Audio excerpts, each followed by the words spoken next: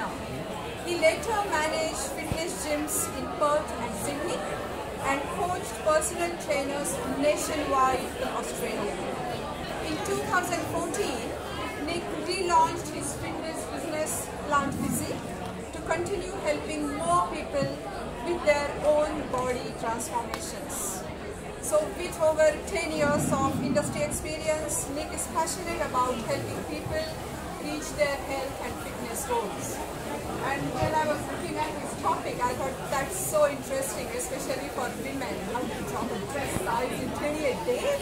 Sounds magical, doesn't it? So let's see how we can do that. Please welcome Nick with a round of applause. Thank you, Mahini, and welcome along, guys. As Mahini said, I'm Nick from PlantBased, and today we're going to be going through how to drop a dress size in 21 days or less. I know it does sound a little bit magical, but first I just wanted to share with you guys a little bit about myself. I remember first walking into a gym. It was Les Mills in the Christchurch CBD, and I looked around. There was all these fit people. I heard the sound of loud music going, and I just felt out of place and uncomfortable. Maybe some of you guys have felt that way before when you've walked into a gym. And I remember sitting down with my personal trainer, and he looked at me and he said, "What do you want to achieve?" And uncomfortably, I looked at him and I said, "Well, I want to look like Brad Pitt in the movie Fight Club." Anybody seen that movie before? Some of you guys might have seen it. Yep, okay. So needless to say, my trainer looked at me and he said, "Well, if you commit to working your ass off over the next 6 months, no pun intended, then I can guarantee you'll reach your goal." And so I learned a lot over that period. And needless to say, 6 months went by. I achieved the six-pack, but I still didn't feel quite like I'd reached my goals. So working with my trainer, a year later I stepped on stage onto a fitness competition. You may have seen them in the past, showed up through Facebook, where guys stand in their little G-string type thing, and with an orange tan on they flex their muscles. And so that was me a year after joining the gym. And not necessarily something I would do now, but I learned a lot during that process, and really it was the first time that I realized that I could achieve whatever I set my mind to. And so the reason I share that with you is just to share with you, not to impress upon you, but to not to impress you, but to impress upon you that any of us can really achieve whatever we set our minds to, as long as we follow the plan, take action, and put in a little bit of hard work along the way. So dropping a dress size in 28 days or less, or if you're a male, I see some guys in here. If you want to just tone up or trim down a little bit on a plant-based diet, it's certainly possible. And I had a great question from Mahini actually on what happens to men's testosterone levels on a plant-based diet, and I thought I'd just cover that before we jump in. Some recent studies actually just came out showing that men on a plant-based diet have 13% higher testosterone levels than those on a meat-based diet. So if you're considering testosterone in that equation, I wouldn't be too concerned about it. All right, so let's crack into it. So some of you guys are all here for different reasons. Some of you guys want to just get more energy, but some of you guys want to learn about the body composition aspects of a plant-based diet, and that's really what we're going to cover here today. If you want to learn how to burn more fat while you sleep, that's certainly possible, and that's what we do a lot of when you're covering resistance training to help raise your metabolic rate. So we're going to go into a lot of that. If you try to carry around a few extra pounds, plant-based diets are great for just normalizing your BMI, but if you want to do some fine-tuning, you're in the right place. If you're struggling with energy, some of us eat a little bit too much of those fun vegan junk foods, then maybe we can help you to fine-tune that area. And if you just want to improve your sleep, there's ways that you can do that too. So here's what you'll learn today. How to lose weight without magic pills or potions. You're going to learn the #1 factor in weight loss and body change. You learn the right apps to ensure your goals are met, and perhaps why vegan junk foods could be hindering your progress. And we all like those from time to time, those Oreos or that soy ice cream, but hey, also the network that will guarantee your success. So it's not just about putting in a plan in place, it's about those that you're surrounding yourself with can guarantee your success. And also the difference between fitness and fat loss cardio, so that's a big one too. So we're going to show you guys how to do that by the end of this 20 minutes. And we're going to fly through this today because I know we've only got 20 minutes. So here's what we do, just a quick caption. So we're Australia's premier plant-based gym. We're a body transformation facility, so we do have a focus on body transformations. We help women drop a dress size in 28 days or less through functional strength training and plant-based nutrition.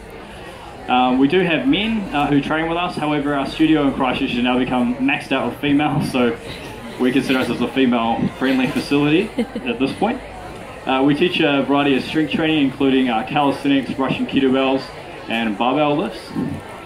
We offer detailed nutrition support and plant-based nutrition, optimal health.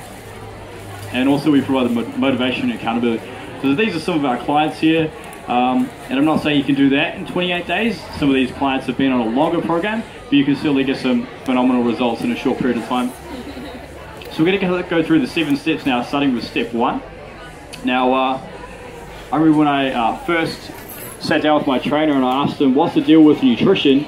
And, do I need to be focusing on what I eat? And essentially he said to me, well, you can't out-exercise your mouth. And we may have all tried that in the past. But needless to say, that was the first thing that he said to me. And the second one was he provided me with a meal plan, and he said, well, energy is important, and all of us eat food and we get energy through that food. But the idea is that we don't want to overeat our energy needs if we're trying to fine-tune our body composition goals. So if we want to lose body fat, we don't want to be eating lots and lots of energy through the form of food. So I'm going to cover that in a little bit. Also, cardiovascular training and energy expenditure. So what that means is that when you go for a walk around the block, me and Julia just went for a walk around the hills yesterday, so we're going to burn a lot of energy doing that. But if you go and eat that energy that you burn in food, then essentially you have a net result. So the body's not really going to lose weight if you're constantly eating the food that you're burning through exercise. Strength training also, the benefit of doing some strength training is that when you lift some weights, where you go for a swim or you do some yoga, or you do something that stimulates your muscles, what you're doing is you're raising your metabolic rate for longer than just the time period that you're doing it. So if you go and lift some weights, then your metabolism can actually be raised for up to 48 hours after you've done it, and that's part of the way how you get that transformation with your body composition. So if you're wanting to increase muscle toning, then the idea is that you want to work to raise your metabolic rate, and you also want to make sure that you're not eating too much food to do with your body composition. So that brings us on to step 2. So we really want to make sure that we're using tools that are available to us to make our life as easy as possible on a plant-based diet. And we found that MyFitnessPal is really helpful now. My trainer slid across to me in that conversation a meal plan, and I looked at it and said, here's what you can eat. And these foods in it are foods that I actually don't eat anymore because that was several years ago. However, MyFitnessPal is a really handy little app you can use on your phone, and you can scan barcodes of your favorite foods and it puts it straight into the app itself. And it also allows you to work out how much food you're eating every day in terms of energy, because like I shared on step 1, you want to make sure that you're not overeating your energy needs each day. So how to establish your basal metabolic rate. Now this is really simple. All of us, when we exercise every day, or maybe not every day, maybe once a month or once a week, whatever it is for you, we all have our resting metabolic rate, and that's established based on how much we eat per day, and it's established based on how much exercise we do. Now the good thing about this handy little app is that when you track your food in it, when you scan some barcodes and you enter your food into it, it's like your own little food journal, and it actually tells you how much energy you're eating in the form of food. So it counts that equation out and makes it really simple for you. So we want to track our food daily to ensure consistent results. So first, for the first 7 days, you use this little app. You download it on your phone, MyFitnessPal, really simple. And what you do is you put your food into it for about 3 to 7 days, and then you take the average of that, and that gives you about your maintenance calorie intake. Now you want to establish your maintenance calorie intake primarily because if you want to lose some body fat, then you need to eat slightly less calories than what you're burning every day, and this little app helps you to do that. It's free, of course, by the way, so I'm not selling you some sort of app. And then we track daily to ensure that we get consistent results. Now a lot of our clients who do our programs, they'll track using the calorie tracking app, but then sometimes they'll get a little bit slack and they won't track for a few weeks, and before they know it, they're eating a lot more food, and so they might add on a little bit of weight. And so that really just goes to show that as long as we keep our energy needs appropriate to our goals, then we're going to be able to reach them. At Plant Physique, we actually don't track how much protein, carbs and fats you're eating, because the great thing about plants is they contain all of it. Okay, so when my personal trainer sat down with me and he said to me, oh look, you need to eat this much, lean meats and these types of things. Well, needless to say, I learned over the years that that's actually not necessary, and plants contain all these proteins, all these carbohydrates, all these fats, and everything that we need to stay in optimal health. So from that aspect, we don't actually track any of those through the app. And a key tip is we want to avoid adding insignificant food sources. This is like things like celery and spices and herbs and these things. So we don't add them into the app because they're not going to make up very much of our calorie intake. The next one is, some of you guys might recognize Dr. Michael Greger. So he's recently released a book called How Not to Die, kind of a funny title. And what he's done is he has produced the latest in clinical nutrition, a nice compendium for most people to be able to read through and be able to digest the information on a whole food plant-based diet easily. Now, when I first came across a whole food plant-based diet, I was in Perth, and I'd heard of this bodybuilder being able to reach these amazing body composition levels through a plant-based diet. So I went along to the seminar, and the person was called Michelle Nazaroff, and she's over in Perth there. And she was talking all about how she was able to eat these plant-based foods in their whole form and some in their raw form, and she was able to increase her muscle, decrease her body fat, and actually win Australian level shows and fitness competitions. So that's pretty amazing. So that was my first where the seed was planted on a plant-based diet for me, and then I just started researching from there. And that's several years ago now. But Michael Greger has really just compacted a lot of that learning that I've had over the last few years into a nice, simple, easy to read book. So if you guys want to check that out, it's always a helpful one.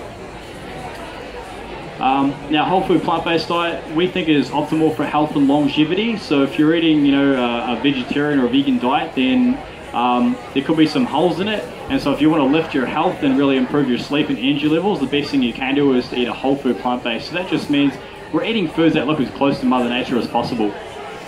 So that's, if it looks like an Oreo, then it's not whole food. If it looks like a broccoli or, a bean, then it's going to be a whole food, okay? Diabetes is a real problem in today's society.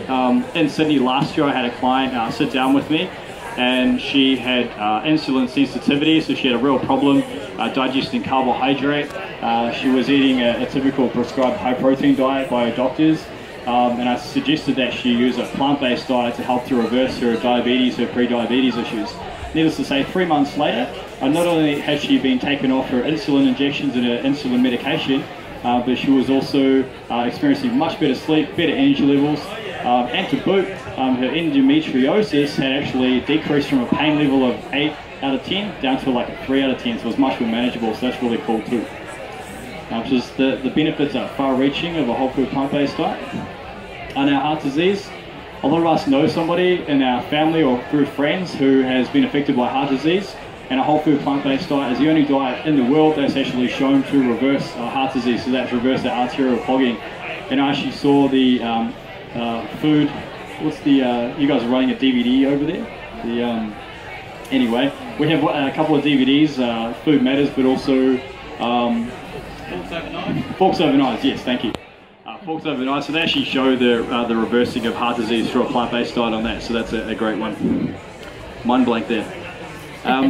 And it's really what we've evolved to eat. The human genome has been around about 200,000 years, and as it is at the moment, and so for the majority of that time we've just survived on plants, and that's where our ancestors have really come through from. So the idea of a whole food plant-based diet is just to really limit those soy ice cream, Oreo cookie smashed meals. We want to try to lower those and increase the amounts of whole foods that we're eating. So having a support network is really important. So that's step 4 on dropping your dress size in 21 days or less. The idea is really you become who you surround yourself most. So if you surround yourself with really negative people who don't really do much with their lives, then really you're going to end up feeling that same way about yourself over time. So if you surround yourself with people who are positive, who have got a nice outlook on life, and perhaps they're following a plant-based diet, that'd be nice too, then you're more likely to achieve your same goals, especially if you have people that have already achieved the goals you want to achieve, then you're more likely to achieve those same goals too, because there's things that they're doing that perhaps you're not doing that you can learn to do to improve your results. So really, if you want to be successful, you need to find others who have succeeded and do what they do, and chances are you'll get that result too. And that's really the key, is find and develop your support network, and there's lots of really cool Facebook groups, as you guys may already be involved in here in Christchurch. Also meetup groups are great, where you can meet other like-minded people, and forums and events. So that's step 4. Strength training. So like I said, when I first walked into my first gym and caught up with my trainer, the very first time we stepped into the gym and started working out, I remember the next day I had sorest muscles ever. but that's because when you weight train, you actually tear your muscles down just a little bit, and that, of course, what happens when you tear a muscle, it builds stronger. Same as if you break a bone, it rebuilds stronger. So the idea is, in order to build a stronger, more toned and firm body, you need to be able to do a little bit of strength training to help create a little bit of tearing in the muscles to build them stronger again. So of course, benefits of strength training, tones and firms the body, so it's really crucial if you're wanting to just work on body composition there. It improves insulin sensitivity, which is just like I shared before about my client who was pre-diabetic, so that's also going to help with that. Increases your basal metabolic rate, boosts fat loss. So one thing that a lot of people overlook with strength training is that when you go and you lift some weights, or you do some yoga, or you do some Pilates, anything that actually activates your muscles, what you're doing is you're actually elevating your metabolic rate for 48 hours after you've done the exercise. So that's a big benefit, because if you're wanting to improve body composition and bring the waistline in, and that's really what you want to be doing there. Bit of resistance training. Obviously posture it improves. Related to lifespan, so they say that muscle is medicine, so the more muscle you have and the more you can maintain over the years, the longer that you'll be able to live, and of course it improves your bone density, because when bones are under stress they grow stronger as well. Step 6. So we want to add in a bit of cardio to get these great results in 28 days. So there's two main types of cardio.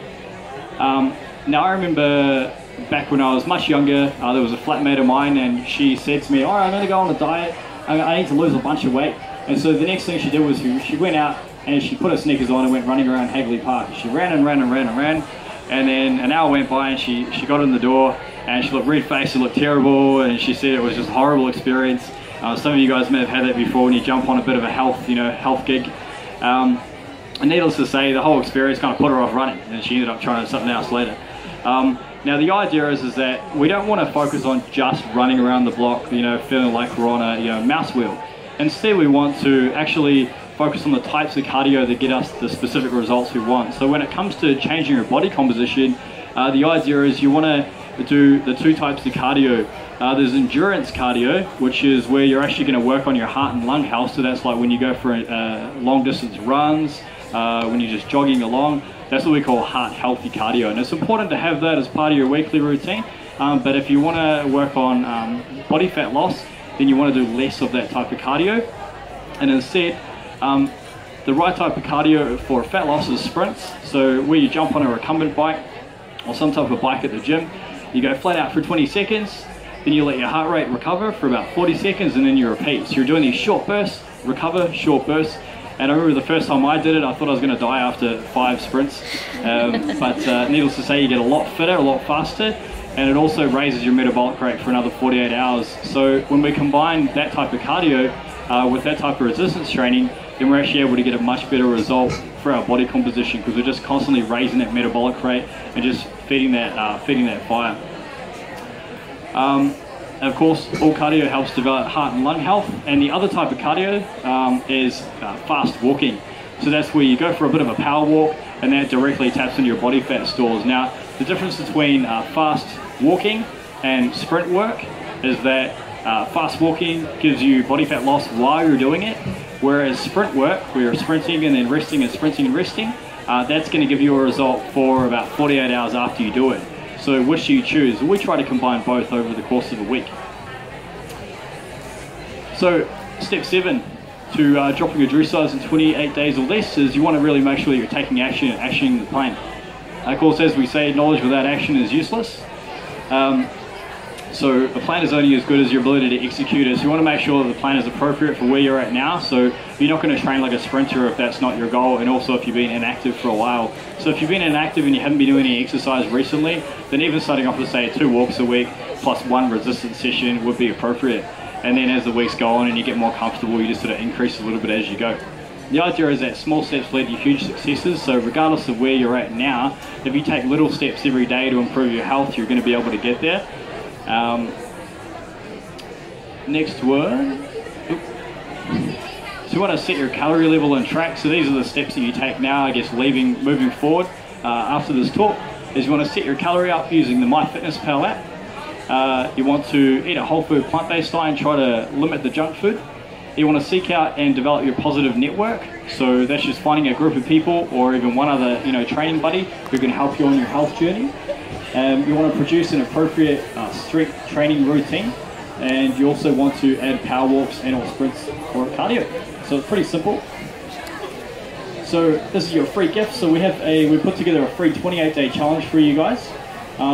We give you a training program for at-home, park or gym, so you don't have to have a gym membership in order to do it. You get a nutrition guide as well. It's whole food plant-based. You get some quick and easy recipes along the way. Online support groups, so that you've got that positive network. And you also get a couple of bonus videos we put together, a tour of our kitchen at home, so you guys can actually see what the coaches have in our kitchen and what we eat. A post-training stretch tutorial, because stretching is of course important for recovery and injury prevention. How to read food labels. So a lot of us look at the back and we may be able to read some of the animal-based foods, but we may not know what some of the other ingredients are. So we show you how to read some food labels. And grocery store tours. So that's just taking you around the supermarket. Of course we did get kicked out when you tried to shoot a few videos in the grocery store, but eventually we got it done for you guys. So if you guys go to our website /28day, you'll be able to download that free 28-day challenge and all these cool things here. So I just want to thank you guys for coming along. Hopefully you picked up some sort of golden nuggets along the way and something that's been helpful for you. Now we have maybe some time for a couple of questions, if anybody's got any questions.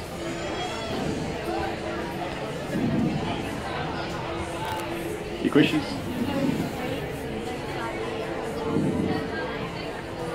Breads, did you say? Yep. Yeah, whole grains, yep, for sure. Yep, whole grains are included.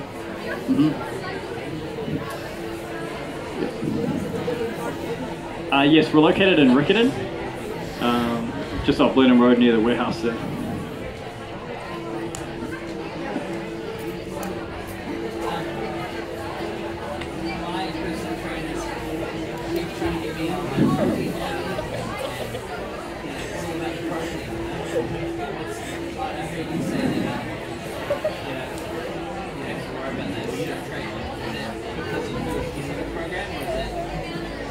Yeah, that's a good question.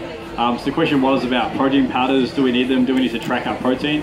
So like I mentioned, we don't track protein. The idea with protein powders is that, the idea of them is that we need more protein. And so as a society, since the 1940s, I believe, we've been kind of sold this idea that we need high protein in our diets. Unfortunately, there was a disease associated with not enough protein in the diet, and then the same person who actually classified the disease came out and debunked it a couple of years later. So she realized she'd made a mistake. Except the meat, dairy and egg industry jumped on it because they realized that their foods were the highest protein foods, and so they went and marketed it really heavily. So in terms of do we need high protein, no, we definitely don't. If you think about what's the ideal food for human beings, then you kind of think, well, mother's breast milk, right? And that typically contains about 5-15% protein, so it's not a lot at all. So most human beings will easily get enough protein in a whole food plant-based diet to support muscle and strength and whatever your body goals are. I'm based up in Auckland. Do you have any connections up in Auckland that I could contact? You're obviously based here. But is there anyone you can refer me to? Contacts up in Auckland? Yeah. And are you going to be doing something up at some stage? Are we setting anything up in Auckland? Yeah. We have plans to set up PlantBased across New Zealand. We've got plans to set up a second studio here in Christchurch and then Auckland. We are a franchise model, so we are talking with other personal trainers up in Auckland to help them set up their own plant-based gym. So it's in the process. Yeah.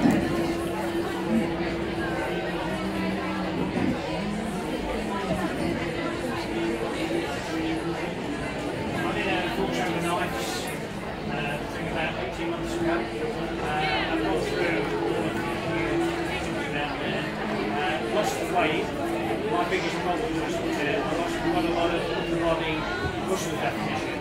It was a question with regards to protein and muscle loss by doing a vegan plant-based diet. Okay, yeah, sure. Did I answer that question for you, or was there some more you wanted on the protein? Well, you answered the thing with regards to tracking protein and taking extra proteins out and things like that. But the general reasons probably for that happening with weight loss and muscle loss as well. There's obviously a cause for it. Possibly. Yeah. So when you lose weight, typically your muscles atrophy and you lose a little bit of muscle tissue. So it doesn't really matter what you do. If you're in a caloric deficit and you start losing weight, and the faster you lose weight, the faster you lose muscle tissue. So the slower you lose weight, the slower you lose the muscle tissue. So the idea is that if you want to maintain the muscle that you have, losing weight as slow as possible is really key. I love pretty quickly. Yeah, but the good news is that you can build up that muscle tissue again through regular resistance training. Yeah, I'll stop doing that now. And that's where the protein came in. By now, I'm doing 3 gym sessions a week, audio and strength training. Do I need to increase my protein? Yeah. Now that you're doing 3 resistance sessions per week, a good strategy would be to have a little bit more of a focus, if you haven't already, on just making sure you're getting in that cup of beans a day or so, which is roughly a can of beans a day. And then when you're eating the whole food plant-based side, you do get a lot of protein anyway, so the building blocks will really come from making sure you're just eating enough food. And you'll find that your muscles will bounce back. Yeah. Two questions that one tails on is why do you use a can of beans a day? What's the nutritional reasons for a can of beans a day? Okay, great. So the question was, if we're not too focused on protein, then why would we want to have an emphasis on some beans there? The reason being is that beans are full of carbohydrates and proteins, but they're like a really great all-rounder food in terms of a whole food. And they provide us with a lot of energy when we eat them as well. So from an energy standpoint, it helps us to get that extra calories. But also, say for example, if you eat just potatoes all day, then you're still going to get enough protein. But if you're doing resistance training and you want to sort of fast track that process a little bit, then adding some beans in your diet will definitely help, because they are quite bioavailable to the body. The second question was, what sort of a focus, if any, do you have on macro-mineral balance? Well, we definitely believe that micronutrition is really important, so macro versus micronutrition. I mean, obviously micro-mineral balance is more significant to daily health than macro. If you're eating a balanced plant-based diet, you should be, if it's balanced with whole food, you should be getting the micronutrients okay if you use something like Himalayan salt. But your macro-minerals is much more important to your daily intake, your balance of calcium, phosphorus and the like. Do you have a focus, do you have any focus on mineral balance? In terms of our focus with micronutrients and macro minerals, in our meal plans that we actually provide with our clients when we work with them, we have a list of recommended supplementation. But in terms of whole food plant-based, we believe that a well-rounded whole food plant-based diet will provide most of the micronutrition that anybody needs. It's only just a couple of those several nutrition, depending on the person. For example, like we might recommend that they have a iodine supplement like seaweed, for example, or they can just eat a seaweed salad once a week. Or for example, if they don't want to take a selenium supplement, they can just eat, say, 5 Brazil nuts a week. So that's the type of approach that we have. We say, well, you might need a supplement, but if you eat the seaweed each week, then you won't need the supplement for that. So that's kind of how we juggle that, yeah.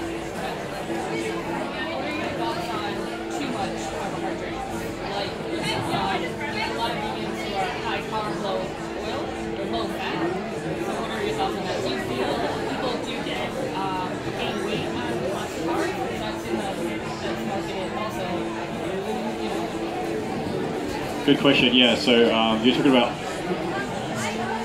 what's that, sorry? Sure, thank you. So the question was, so high carbohydrate diets, and what are the differences between high carbohydrate plant-based diets versus the other versions? So high carbohydrate, we think most of the time when people go high carbohydrate, they usually go high everything. So they're eating, a lot of bananas, a lot of carbohydrate-based foods. They may have, I checked out some of these vegan celebrities on YouTube who recommend these very high carbohydrate, low fat vegan approaches. Typically we see people following that approach, they eat a lot of calories. So it's not necessarily just the high carbohydrate, but they're just stuffing in a lot of food. And so whenever you're eating a lot of food, chances are you're going to gain extra body weight. It might be some muscle tissue if you're doing some weight training, but it might be a lot of body fat. You've got a lot of extra spillover in terms of, like I mentioned on step 1, energy needs. So if you're spilling over your energy needs every day and you're eating a lot more energy than your body needs, you will just gain body weight. So the idea is that whether you're eating a high carbohydrate, plant-based diet, or one of the other versions, regardless of what approach you take, you'll still gain weight if you eat a lot of food, basically.